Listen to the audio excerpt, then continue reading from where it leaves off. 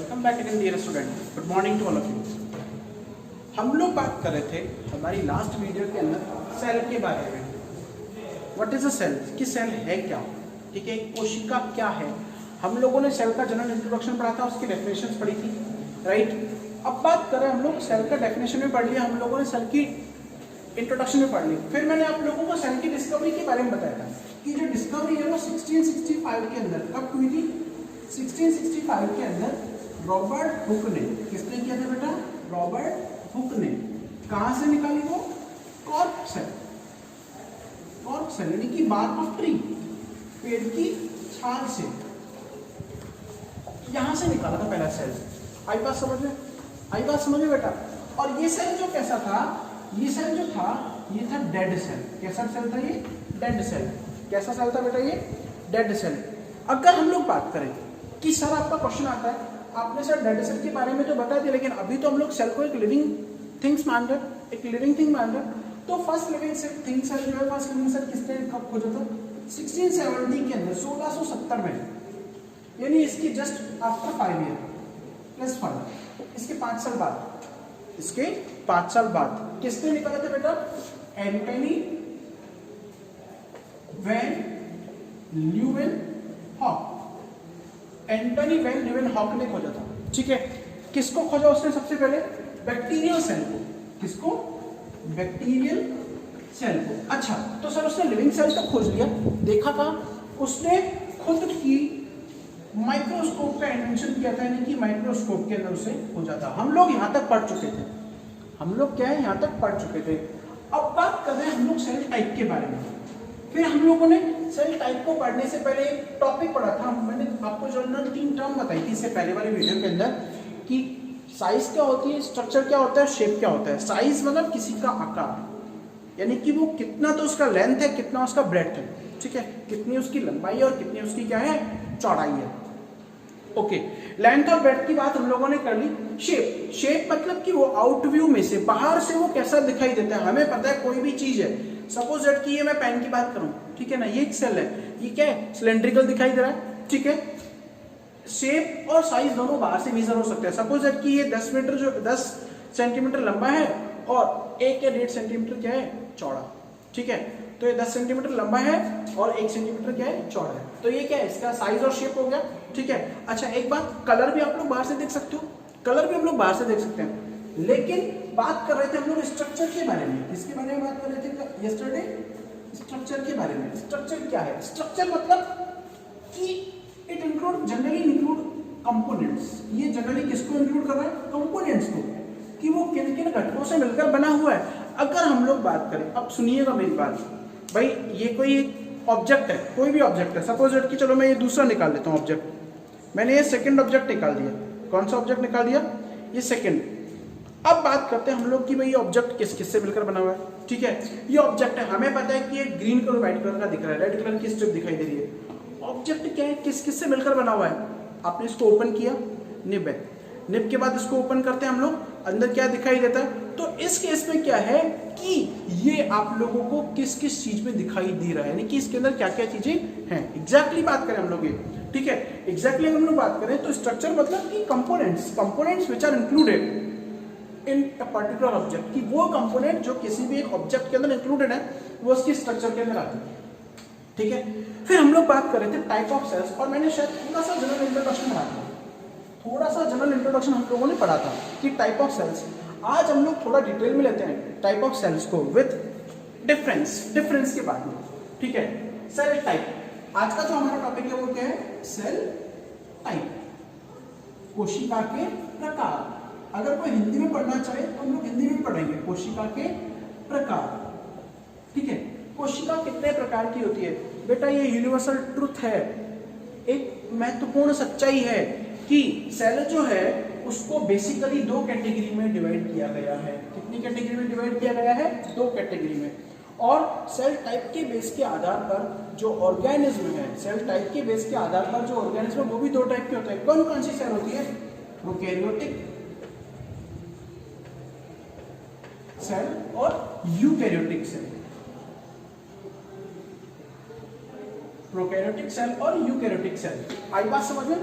Class 11th का chapter number 8 चल रहा है, हम लोग सेल टाइप के बारे में पढ़ रहे हैं। टॉपिक से मत दूर जाइएगा, टॉपिक से दूर मत जाइएगा कि हम लोगों का टॉपिक क्या है एग्जैक्टली, हम लोग किस बारे में बात करें। प्रोकैरियोटिक, सुनिएगा मेरी बात ध्यान से, ध्यान से। शब्दों को अगर आप लोगों को तोड़कर समझ में पढ़ना आ गया तो आप लोग साइंस में कहीं पीछे नहीं रह सकते बेटा, ठीक है। अब कई बच्चे क्या है, सर मेरी इतनी परसेंटेज बनी, बेटा percentage doesn't matter, the matter which thing involve, the matter which the thing which is matter is knowledge, वो ज्ञान है, ठीक है ना, कि कितना ज्ञान आप लोगों को है। अब बात कर रहे हैं कि प्रोकैरियोटिक और यूकैरियोटिक सेल की बात कर रहे हैं। दो ही टाइप की सेल होती है जनरली, बस दो ही टाइप की, यूनिवर्सल ट्रुथ है कि सेल की अगर टाइप की बात करें तो आंखें बंद करके 2 टाइप्स, अगर आपके नीट यूजी में क्वेश्चन आ रहा है, ठीक है, कि how many type of cells are been found, 2 types, prokaryotics and eukaryotics. और इन्हीं सेल्स के ऊपर अब जिन जीवों के अंदर प्रोकैरियोटिक सेल हैं उन्हें आप लोग क्या बोलते हो, प्रोकैरियोटिक ऑर्गेनिज्म। क्या बोलते हैं हम लोग, प्रोकैरियोटिक ऑर्गेनिज्म, कि जो इनसे मिलकर बने हुए उनको हम लोग क्या बोलते हैं, प्रोकैरियोटिक ऑर्गेनिज्म। और जो यूकैरियोटिक से मिलकर बने होते हैं उनको हम लोग क्या बोलते हैं, यूकैरियोटिक ऑर्गेनिज्म। क्या बोलते हैं हम लोग, यूकैरियोटिक ऑर्गेनिज्म। क्या बोलते हैं हम लोग, यूकैरियोटिक ऑर्गेनिज्म। आई बात समझ में भाई, इनको हम लोग प्रोकैरियोटिक ऑर्गेनिज्म बोलते हैं जो प्रोकैरियोटिक से मिलकर बने हुए, यूकैरियोटिक से बने हुए जीवों को हम लोग क्या बोलते हैं, यूकैरियोटिक ऑर्गेनिज्म। लेकिन मेन फंडा क्या है सर, मेन फंडा क्या है कि प्रोकैरियोटिक और यूकैरियोटिक शब्द है क्या सर, आपने बता तो दिया, आप इतनी देर से रामायण गाए जा रहे हो, इससे पहले वाली वीडियो में भी आपने ये गाया था, ठीक है। प्रोकैरियोटिक और यूकैरियोटिक, सुनिएगा मेरी बात, हम लोग अब थोड़ा सा पहले इन शब्दों को समझते हैं। अगर शब्द समझ में आ गए तो हम लोग डिफरेंस इजीली निकाल सकते हैं, ठीक है। प्रोकैरियोटिक और यूकैरियोटिक, बेटा सुनिएगा मेरी बात, आप लोग शब्दों को तोड़ दीजिए, दोनों को तोड़ दिया। बोले सर आप ऐसे टीचर हो जो तोड़ने की बात कर रहे हो, जोड़ने की बात नहीं कर रहे हो, लेकिन वैसे साइंस वाले जोड़ते ही नहीं है, तोड़ते ही है, क्योंकि साइंटिस्ट जो अपने आप में एक पागल कौन है बेटा, जो साइंस के लोग हैं वो दिमाग से थोड़े पैदल होते हैं, राइट। उनको तो क्या कि तोड़ मरोड़ के किसी भी चीज को पढ़ना होता है। कैरियोटिक, देखिएगा दोनों में लास्ट का वर्ड में उल्टा चल रहा हूं, फिर आप लोगों के दिमाग में क्वेश्चन आएगा, बोले सर कैसे उल्टे चल रहे हो, आप अजीब इंसान हो, उल्टे चलते हो हमेशा, आप अजीब इंसान हो, उल्टे चलते हो। तो कैरियोटिक, कैरियोटिक वर्ड किससे बना है बेटा, कैरी ऑन, ये किससे बना है, कैरी ऑन, ठीक है। कैरी ऑन का मतलब होता है एनएम। अब ये भी समझ में नहीं आएगा, न्यूक्लियर मेम्ब्रेन, न्यूक्लियर मेम्ब्रेन। अच्छा मैथ्स पढ़िए 10th तक, हमें पता है कि अगर ब्रैकेट के बाहर कोई भी चीज हो, ब्रैकेट के अंदर कोई 2 चीज से वो हम उसे कॉमन ले लेते हैं, तो कैरियोटिक वर्ड यहाँ पर है, कैरियोटिक वर्ड यहाँ पर है, ओके, दोनों वर्ड है, वर्ड सेम है, तो मीनिंग भी क्या होगा, सेम होगा। तो यहाँ पर भी कैरियोटिक का मतलब किससे है, कैरियन से, और कैरियन मतलब न्यूक्लियर मेम्ब्रेन, न्यूक्लियर मेम्ब्रेन। अब हमें इतना तो पता लग गया कि नहीं सर यहाँ तो कोई डिफरेंस नहीं है, ये तो हमारा मामला ओके हो गया दोनों का, भाई ये तो हम लोगों का मामला ओके हो गया, ये तो प्रॉब्लम सॉर्ट आउट हो गई, क्लियर है ना बेटा। सुनिएगा थोड़ा सा आराम से सुनिएगा, ठीक है, ये तो हमारी प्रॉब्लम क्या हो गई, सॉर्ट आउट हो गई, मामला ओके हो गया, ओके। अब बात कर रहे हैं, हम लोग जा रहे हैं आगे, यानी कि अब होना हो 100% बात है कि भाई डिफरेंस जो है वो यही होगा, इन दोनों शब्दों में होगा। शब्द एक 3 वर्ड का और एक 2 वर्ड का, ठीक है, 2 लेटर्स का 3 लेटर्स का वर्ड है, ठीक है ना। लेकिन हो ना हो डिफरेंस तो अब हमारा यही होना है, डिफरेंस तो अब हमारा यही जनरेट होकर आना है, ठीक है ना। कैसे भी अगर हम लोग बात करें डिफरेंस हमारा कहाँ जनरेट होकर आना है, यहाँ जनरेट होकर आना है। तो यूकैरियोटिक, यू और प्रो, ये शब्द कैसे बना, प्रो मतलब होता है प्रिमिटिव, प्रिमिटिव या फिर प्रीवियस, या हिंदी में बात करें पहले, पहले। यू वर्ड जो है लैटिन वर्ड है, जिसका मतलब है ट्रुथ या ट्रू, सच। सब दोनों वर्ड अलग अलग है, दोनों वर्ड अलग अलग, पहले सच, अब पहले मैं सच बोलता था, अब मैं झूठ बोल रहा हूं, नहीं ना, ओके। बात कर रहे हैं, देखो प्रो, प्रो मतलब प्रिमिटिव, पहले, यानी न्यूक्लियस मेम्ब्रेन बनने से पहले, before development of nuclear membrane, before development of nuclear membrane, okay. अब ये भी मतलब समझ में नहीं आया होगा, काफी बच्चे करेंगे सर ये क्या कर क्या रहे हो, हमें समझ में नहीं आ रहा है। तो प्रोकैरियोटिक सेल जो है, मैं सीधे सीधे शब्दों में बताऊं, ये ऐसी सेल हैं that contain या that does not contain contain well organized, ये इसकी डेफिनेशन है, न्यूक्लियस। बस इनका जो न्यूक्लियस है वो वेल ऑर्गेनाइज नहीं होता, ठीक है ना। दैट मीन्स NM जो है न्यूक्लियर मेम्ब्रेन है वो is absent, that means NM is absent. आई बात समझ में? ठीक है, ये राम कहानी समझाने के लिए थी। डेफिनेशन क्या है कि cell that doesn't contain well organized nucleus. Okay, इसमें न्यूक्लियस जो है वो वेल ऑर्गेनाइज नहीं होता है। वेल ऑर्गेनाइज्ड न्यूक्लियस क्या होता है? नहीं होता है। एग्जैक्टली बात आई समझ में? क्लियर है ना। अब क्या कह रहा है कि NM जो है एब्सेंट है, ठीक है, न्यूक्लियर मेम्ब्रेन एब्सेंट है। अब यहाँ पर सच का क्या है भाई? सच मतलब सच्ची। यहाँ पर सच की बात करें तो एक स्पेसिफिक, विशिष्ट या स्पष्ट बोल सकते हो आप लोग, और अब बिल्कुल डायरेक्ट प्रत्यक्ष दिखाई दे रही है आप लोगों को। तो आप लोग क्या बोलेंगे? सेल्स हैव या cells contain well organized nucleus. Cells contain well organized nucleus. Cells के अंदर क्या है? वेल ऑर्गेनाइज्ड न्यूक्लियस है, ठीक है ना। दैट मीन्स क्या है कि सेल्स जो हैं दैट कंटेन, या फिर इसके अंदर बात करें सेल्स के अंदर वेल ऑर्गेनाइज्ड न्यूक्लियस है, दैट मीन्स न्यूक्लियर मेम्ब्रेन जो है वो क्या है? प्रेजेंट है। न्यूक्लियर मेम्ब्रेन क्या है? प्रेजेंट है। अच्छा, ये तो हमारे टर्म की बात हो गई, ठीक है। अब मैं थोड़ा सा बात करता हूँ, हालांकि डिटेल में स्ट्रक्चर पढ़ेंगे। माना ये कोई कोशिका है, ये प्रोकैरियोटिक की बात करते हैं, ये कोशिका है, ये क्या है? सेल है। और इसमें क्या होता है? न्यूक्लियर मेम्ब्रेन नहीं है, तो इसका एक वर्ड आता है जेनेटिक मटीरियल। हालांकि आप लोग 10th क्लास में पढ़ चुके हैं सब कुछ, आनुवंशिक पदार्थ। जेनेटिक मटीरियल का पदार्थ। जेनेटिक का मतलब पता है क्या होता है? वो थिंग जो ट्रांसफर करता है कैरेक्टर्स को from one generation to another generation, ठीक है। एक जनरेशन से दूसरे जनरेशन में ट्रांसफर कर रहा है जेनेटिक मटीरियल। तो यहां पर क्या होता है? इसका न्यूक्लियस वेल ऑर्गेनाइज नहीं है। आई बात समझ में? तो इसका जो जेनेटिक मटीरियल है वो किसमें होगा? फ्री फॉर्म में होगा। वो किसमें होगा बेटा? फ्री फॉर्म में पाया जाता है। आई बात समझ में? ये इंपॉर्टेंट पॉइंट है, ठीक है। क्लियर है कि जो न्यूक्लियर मेम्ब्रेन का जो जेनेटिक, इसमें जो जेनेटिक मटेरियल है वो फ्री फॉर्म में होता है, यानी कि फ्लोटिंग फॉर्म में तैरता रहता है वो साइटोप्लाज्म के अंदर, ठीक है। लेकिन इसमें क्या है? जेनेटिक मटेरियल जो है वो bounded through the nuclear membrane. वो बाउंडेड फॉर्म में है बेटा।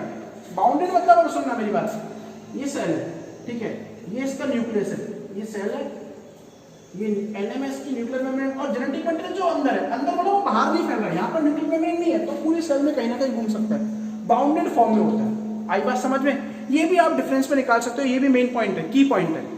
क्लियर है? ये भी क्या आपका की पॉइंट है। Got it? अब बात करते हैं कि सर आपने इतना समझा तो दिया, रामका ने आपने इतनी गा तो दी, अगर हमसे पूछा जाए कि डिफरेंस, ठीक है, डिफरेंस क्या है, किस तरीके से है, तो पहले मैं आप लोगों को खुद के आप वाले तरीके से बताता हूं कि प्रोकैरियोटिक और यूकैरियोटिक सेल में हम लोग डिफरेंस कैसे लिखते हैं, फिर मैं मेरा तरीका बताऊंगा। हम लोग आज दोनों तरीके पढ़ेंगे।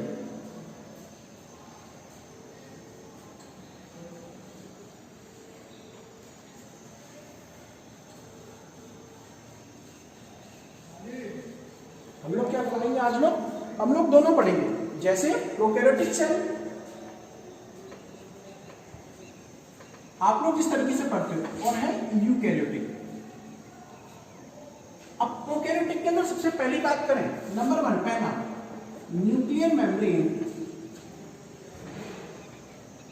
एब्सेंट। न्यूक्लियर मेम्ब्रेन क्या है? एब्सेंट है, ठीक है।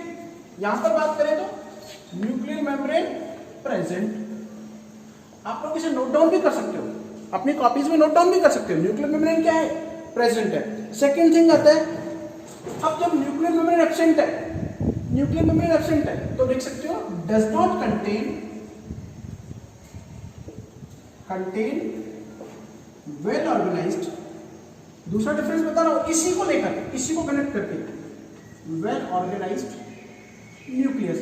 भाई अब न्यूक्लियर मेम्ब्रेन नहीं है, अब उसका बाहर तो घेरा ही नहीं है। जैसे हम लोगों ने कोई रूम बना दिया, हम लोग खेत में कोई मकान बना रहे हैं, हम लोगों ने बाहर की बाउंड्री तो बनाई नहीं है, बाहर की बाउंड्री नहीं बनाई, और हम लोगों ने एक रूम बना दिया, तो रूम सेफ थोड़ी है, रूम सेफ थोड़ी है भाई, वेल ऑर्गेनाइज थोड़ी है। तो वेल ऑर्गेनाइज न्यूक्लियस, ठीक है। कंटेन, सेकंड आप लोग कैसे लिखते हो, contain well organized nucleus, contain well organized nucleus, okay, contain well organized nucleus. हम लोगों ने, अब देखो एक डिफरेंस है, उससे दूसरा डिफरेंस निकल के आ रहा है बेटा, एक से दूसरा निकल के आ रहा है। हम लोग केवल क्या पढ़ रहे हैं, लिंक पढ़ रहे हैं। आप साइंस में हो, क्लास 11th के अंदर हो चुके हो आप लोग, ठीक है ना। अब 11th क्लास के अंदर क्या हो रहा है कि 11th क्लास के अंदर आप लोग जब 11th क्लास में पढ़ रहे हो, यानी कि 10th तक हम लोगों ने बेसिक पढ़ा, थोड़ा सा 11th की अगर हम लोग बात करें तो वो क्या है, एडवांस लेवल के अंदर जाना है, ठीक है ना। फिर आता है आपको इसमें राइबोसोम्स, ये हम लोग डिटेल में पढ़ेंगे आपका राइबोसोम्स। हालांकि राइबोसोम्स जो है ये किसमें काम आता है, प्रोटीन फॉर्मेशन के अंदर काम आता है, प्रोटीन बनाने के काम में आता है। 70s टाइप आप लोग केवल इतना ध्यान रखेंगे। यहाँ पर क्या है, राइबोसोम जो है वो क्या है, 80s टाइप। बस अभी आप लोगों को इतना ही याद रखना है। जब ये डिटेल में आप लोग सेल के अंदर टॉपिक पढ़ेंगे राइबोसोम, तब मैं बताऊंगा राइबोसोम जो है वो 80s टाइप, ओके। फिर आता है सेल डिवीजन, ये इंपॉर्टेंट टॉपिक है। ये आप लोगों ने, अगर शायद मुश्किल से कुछ बच्चे होंगे जिनको 10th लेवल तक पढ़ाया जाता है, मुश्किल से कुछ बच्चे ऐसे होंगे जिनको 10th क्लास तक पढ़ाया जाता है। फोर्थ, सेल डिवीजन, ए माइटोसिस टाइप, ये भी हम लोगों के टॉपिक आएगा। चैप्टर नंबर 10 पूरा यही आएगा सेल डिवीजन के ऊपर। चैप्टर नंबर 10 जो है वो पूरे इसी के ऊपर आएगा। एनसीईआरटी के अंदर चैप्टर नंबर 10 पूरा दिया हुआ है, क्लियर कट दिया हुआ है, कंप्लीट सेल डिवीजन के तीनों टाइप दिए हुए हैं। यहाँ पर क्या है, सेल डिवीजन, डिवीजन जो है वो क्या है, माइटोसिस और मियोसिस, दोनों टाइप का होता है। माइटोसिस और मियोसिस दोनों टाइप का होता है, ठीक है ना। फिर आता है डीएनए जो है, DNA deoxy ribo nucleic acid, deoxy ribo nucleic acid, ये क्या है, सिंगल स्ट्रैंडेड, सिंगल स्ट्रैंडेड। और यहां पर क्या है, डीएनए जो है वो क्या है, डबल स्ट्रैंडेड, डबल स्ट्रैंडेड। अब पहला पॉइंट सबको समझ में आ गया होगा आई थिंक, दूसरा भी समझ में आ गया, तीसरा मैं कह रहा हूं अभी जोर मत दो, तीसरा चौथे को थोड़ा समझो। डीएनए का भी आपने नाम सुन लिया, ठीक है। सेल डिवीजन, टर्म आती है सेल डिवीजन, आप पहले सुनिएगा। सेल डिवीजन, मैं यहां पर समझा रहा हूं आप लोगों को सेल डिवीजन क्या होता है। दो वर्ड से मिलकर, सेल का मतलब तो जान गए आप लोग, डिवीजन का मतलब बंटना, विभाजित होना। क्या होना, विभाजित होना। क्या होना बेटा, विभाजित होना, यानी कि ये कोई सेल है, सुनना मेरी बात।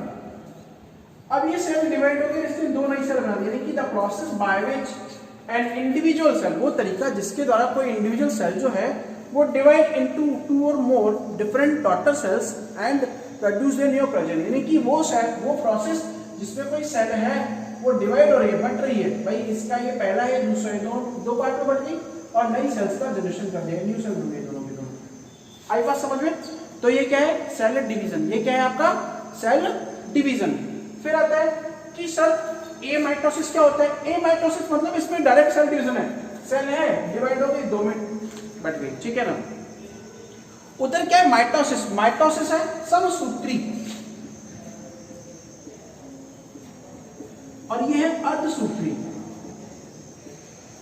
अर्धसूत्री, माइटोसिस का मतलब क्या है, समसूत्री बेटा। इसमें क्या कर रहा है, ये सेल जो है, सपोज दैट कि सेल में 100 नंबर ऑफ क्रोमोसोम है, सूत्री मतलब क्रोमोसोम, ठीक है ना, 100 नंबर है, तो जो डॉटर सेल बनेगी उनमें भी 100 ही होगी, यानी इक्वल डिवीजन होगा क्रोमोसोम्स का। तो वो क्या करे, समसूत्री डिवीजन करे, माइटोसिस कह रहे हैं, ठीक है ना। लेकिन अच्छा, इसको आप लोग क्या बोलते हैं, इसका दूसरा नाम है इक्वल डिवीजन भी बोलते हैं हम लोग। दूसरा नाम क्या है इसका, सेकंड नेम इक्वल डिवीजन भी बोलते हैं आप लोग। फिर है मियोसिस, मियोसिस को आप लोग अर्धसूत्री, तो इसका नाम क्या है, रिडक्टिव डिवीजन। क्या नाम है, रिडक्टिव, अर्धसूत्री। इसमें क्या है, कोई सेल है, 100 नंबर ऑफ क्रोमोसोम्स हैं, तो उसमें कितने बनेंगे न्यू में 50 और 50, क्या बनेगा 50 और 50। क्लियर है? तो ये क्या कह रहा है अर्धसूत्री, अर्धसूत्री मतलब कि जितना है उसका रिमेनिंग हाफ। आई बात समझ में? फिर एक क्वेश्चन आता है कि सर प्रोकैरियोटिक के अंदर हम लोगों को पता है न्यूक्लियस वेल ऑर्गेनाइज नहीं है, तो जेनेटिक जो मटेरियल है वो कैसे रहता है, मैं आपको बताता हूं। मानो ये कोई सेल है, ठीक है, इसमें ये इसकी सेल वॉल है, सेल वॉल क्या होता है अभी आप लोग इसी में आगे पढ़ेंगे इसी चैप्टर के अंदर, सेल के जब ऑर्गन्स लेंगे ना तब पढ़ेंगे सेल वॉल। अब इसमें जो जेनेटिक मटेरियल है ये साइटोप्लाज्म के अंदर फ्री फॉर्म में रहता है इस तरीके से, वेल ऑर्गेनाइज नहीं है, तो इसलिए इसको आप लोग क्या बोलते हो ज़ीनोफोर, क्या बोलते हो ज़ीनोफोर। आई बात समझ में? आई बात समझ में? यानी जो न्यूक्लियस है वो न्यूक्लियस इज आल्सो कॉल्ड ज़ीनोफोर, ज़ीनोफोर। ये इंपॉर्टेंट है, ये आप लोगों के पीएमटी लेवल के ऊपर है। फिर एग्जांपल की बात करें हम लोग तो इसका एग्जांपल है आपका बैक्टीरिया, इसका एग्जांपल क्या है बैक्टीरिया, इसका एग्जांपल यूकेरियोटिक क्या है plant, animal, human, plant, animal, human. आई बात समझ में? हालांकि ह्यूमन में एनिमल की कैटेगरी के अंदर ही आता है, ह्यूमन में किस कैटेगरी में आता है एनिमल की कैटेगरी में आता है, लेकिन यहां पर किस कैटेगरी में हम लोगों ने एनिमल और ह्यूमन को अलग अलग कैटेगरी में मैंने दिखा दिया। Got it? ये है आप लोगों का प्रोकैरियोटिक और यूकेरियोटिक। प्रोकैरियोटिक क्या है? वो सेल्स जिसमें न्यूक्लियस जो है वो वेल ऑर्गेनाइज नहीं होता। क्यों? क्योंकि उसमें जो न्यूक्लियर मेम्ब्रेन है वो एब्सेंट होती है, डेफिशिएंसी होती है न्यूक्लियर मेम्ब्रेन की। एग्जैक्टली बात करें यूकेरियोटिक की तो इनमें क्या है न्यूक्लियस जो है वो वेल ऑर्गेनाइज होता है, यानी न्यूक्लियर मेम्ब्रेन क्या है वो प्रेजेंट है, वेल ऑर्गेनाइज है, न्यूक्लियस प्रेजेंट है। ओके, अब क्या है कि प्रोकैरियोटिक के अंदर राइबोसोम जो वो 70s टाइप का होता है, उसमें 80s टाइप का होता है, ये आप लोग अभी ना पढ़ें। सेल डिवीजन मैंने बताया कि सेल का डिवाइड होकर नए में जनरेट होना, वो क्या कहलाता है आपका सेल डिवीजन कहलाता है, राइट। सेल डिवीजन जो है बेसिकली 3 टाइप का होता है, एमाइटोसिस डायरेक्ट सेल डिवीजन होता है, ठीक है ना, माइटोसिस इक्वल डिवीजन, यानी कि जितने number of chromosome parental cell में है उतने उसकी डॉटर सेल्स के अंदर होंगे, ठीक है। यहां पर मियोसिस का मतलब क्या है कि रिडक्टिव, कमी आ रही है, जितने हैं उसके हाफ, जितने हैं उसके क्या हो जाएंगे हाफ उसकी डॉटर सेल के अंदर आ जाएंगे। ओके, फिर बात करें हम लोगों ने डीएनए की। डीएनए से मैंने आपको एक टर्म बताया था जेनेटिक मटेरियल। जेनेटिक मटेरियल मतलब वो चीज जो जेनेटिक कैरेक्टर्स को ट्रांसफर करती है फ्रॉम जनरेशन टू जनरेशन, एक जनरेशन से दूसरी जनरेशन में ट्रांसफर करती है। ओके, क्लियर है? अब हम लोग आते हैं यूकेरियोटिक सेल के अंदर। मैंने यहाँ पर 2 वर्ड लिखे, प्लांट और एनिमल सेल। हालांकि ये आप लोगों की बुक में तो है लेकिन ऐसा कोई क्वेश्चन आता नहीं है, पेपर सेटर ऐसा कोई क्वेश्चन नहीं देता है। अब बात करते हैं प्लांट और एनिमल सेल। हम लोग भी इसको डिफरेंस के फॉर्म में पढ़ेंगे, प्लांट और एनिमल सेल। ओके,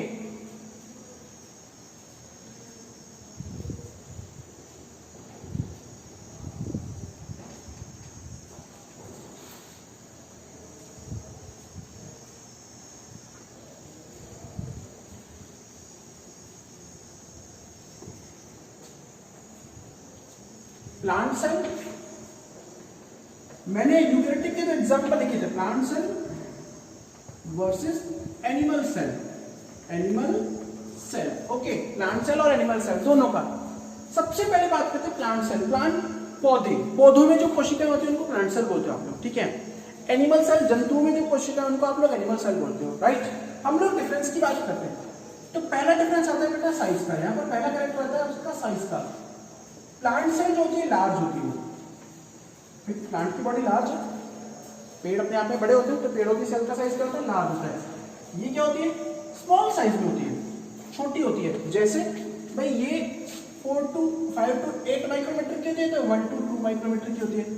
अच्छा, एनिमल की जो लार्जेस्ट सेल है उसकी मैं आप लोगों को बताऊं तो एनिमल में न्यूरॉन जो होती है, नर्व सेल्स होती है बेटा, ये एग्जांपल है, ये कई बार नीट यूजी के अंदर क्वेश्चन पूछा गया। लार्जेस्ट सेल जो एनिमल के अंदर, ह्यूमन बॉडी की बात करें हम लोग, मैं ह्यूमंस की बात कर रहा हूं, ह्यूमन की बात कर रहा हूं। ह्यूमन के अंदर जो लार्जेस्ट सेल है वो है आपकी नर्व सेल। कौन सी सेल है?